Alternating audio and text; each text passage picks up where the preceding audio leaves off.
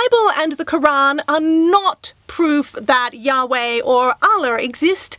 They are just proof that the Bible and the Quran exist. Trying to use them as scientific evidence for the existence of a god is like trying to use the Lego Movie as scientific evidence for the existence of Princess Unikitty. Also, if we're going to just say that, a book or a collection of stories can be proof of a supernatural deity, then logically, doesn't that mean that almost any kind of book could be used as proof of a supernatural deity? Which means, if this is now the case, that I would like to nominate as a holy text the old Dick and Jane children's books from the 1930s, particularly the ones in which we see Spot the dog run. Why?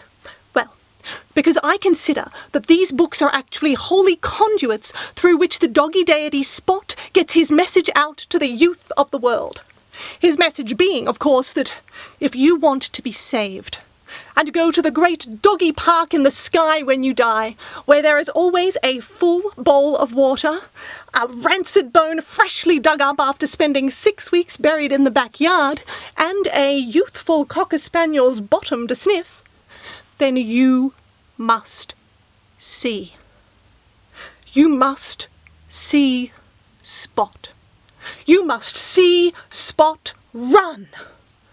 Now, of course, there will probably be some warring splinter groups within this religion, completely misunderstanding the core tenets of the holy texts, asking ignorant questions like, but how fast was Spot running? Where was he running to? And why did he have to run there in the first place? Now, all of these are completely unnecessary questions, of course, as those who are fully enlightened in the ways of the great cocked leg against a tree supreme being knows that our job is not to ask, but to instead just have faith that Spot knows how fast, where, and, of course, why. Now, look, I know that there might be some religious people who think, I'm being blasphemous with this, and that what I'm claiming to be true is completely crazy. But to them, I would say, can they 100% prove that what I'm saying isn't true?